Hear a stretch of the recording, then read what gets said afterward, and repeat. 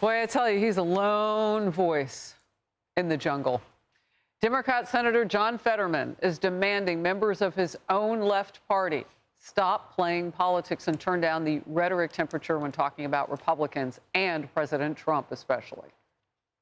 Kind of really lost our connection with American voters in ways. And I think we can't just be, well, Trump is always wrong, or that we're going to set the country on fire or whatever. That's just not true either, of course. But when you hear some Democrats saying Trump is acting like an autocrat. Yeah, no, that's the thing.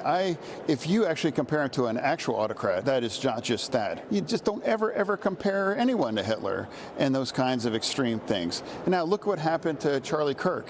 I mean, you know, the man was shot. Now, we have to turn the temperature down. It's like we can't compare people to these kinds of figures in history. And this is not an autocrat. This is a product of a democratic election. I don't even know what to make of the tone from that reporter, as if to say, don't forget about this part. Yeah. You know, thank God for John Fetterman for being a calm, civil voice at a time when our country has such heaviness. And it's not just that he was a calm, civil voice now. In the immediate news of Charlie Kirk breaking, within the hour, Senator John Fetterman's account put out, "I condemn this in the strongest terms. There's zero place for this in our country. We must find a better way. May Charlie Kirk have a full and quick recovery." When he learned that Charlie Kirk was assassinated, within the hour, Senator John Fetterman says, "Our family grieves for Charlie's. We must collectively find a way during these polarized times." How do we find our way? People like Senator John Fetterman standing up and being a moral voice in their party at a time when we are so deeply hurting. I hope this inspires many people to follow in Senator Fetterman's steps, both sides of the aisle. That is how you handle a tragedy. Look, I'm seeing some political attack on him within his own party. Does he survive being a Democrat at this point? Well, it's tough. It's sad. It seems like the only Democrat with a functional brain is Fetterman, who suffered a massive stroke. They don't even have the heart to do what he did. Like you said, speaking so quickly that this is a horrific thing. We do not allow this. This should not be allowed in this country. And he stands alone. Yeah. You don't see any other Democrat willing to stand up and say the right thing. It's a horrific time for the country. And I mean, you know, Emily, it has to do too with, and I love that you had the timing on his response and all of that. It's not that other Democrats don't speak up, but Ilhan Omar is a perfect example. Both sides of her mouth, she speaks. Oh, no, but I can point to when I condemned it.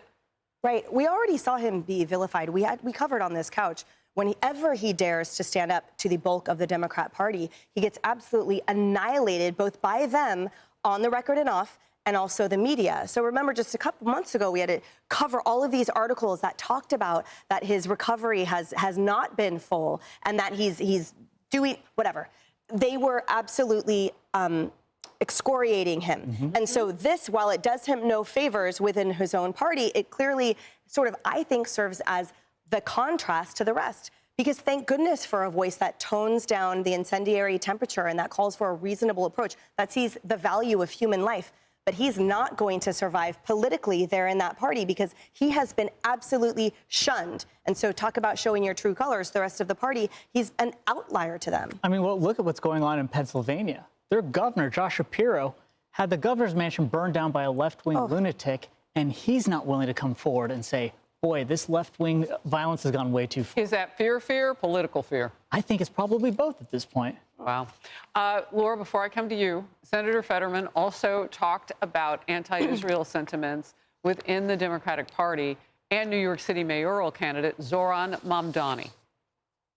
I absolutely fully support continue to destroy Hamas for that.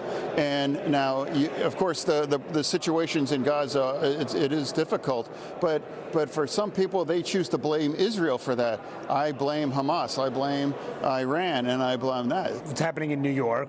Zoran Mamdani, Democratic Socialist. He is the Democratic nominee. And polls do say that he is ahead by a significant margin in that race. I mean, is this where your party's headed, and is it a wake-up call to Democrats like yourself? I don't believe that. New York City is not reflective of our national political things. Laura? Is this a wake-up call to your party? Like this reporter, to your point earlier, Harris, is seeming to suggest that maybe the entire party is socialist now. I think what the Democrat voters, by and large, want is more John Fetterman. You know, I take back a lot of what I've said about that guy in the past. This is the most reasonable individual in the Democrat Party right now. And that says a lot because they've fallen so quickly. When you look at the way people have left the Democrat Party, the disparity in registration of voters, it goes about 4.5 million people in Republicans' favor. The Democrats have lost so much and we've gained so much on the Republican side. If they had their heads on straight in that party, they would do a lot more of what this gentleman is doing, speaking rationally, common sense, talking about things we all as Americans can get behind. And it doesn't seem like it was that long ago that that was the case, that we could disagree on the policy, but we could all still come together on the basics. That's what John Fetterman is saying there. And to be completely ostracized in some ways from his party, man, that party needs a real, rain check on a lot of things. You know what? As you're speaking, you didn't say the name Joe Biden, but I'm thinking if you have 4 years of someone basically abdicating their duties because they just physically and mentally maybe couldn't do the job anymore, is this what you reap? You get people who are trying to figure out, well, who's the leader and certain factions taking control and others taking. I mean, it's kind of like they've been in disarray for so long, they don't know what to do. I think that's right, by the way, because look at the difference on the Republican side of the aisle. There's no question for the past 9+ years, Donald Trump has been the strong leader of the Republican Party. He sets the tone, he sets the messaging, and he tells you exactly who we are and what we stand for. The Democrats have had a complete void and absence of that. Hey everyone, I'm Emily Compagno. Catch me and my co-hosts Harris Faulkner and Kaylee McEnany on Outnumbered every weekday at 12 p.m. Eastern, or set your DVR. Also, don't forget to subscribe to the Fox News YouTube page for daily highlights.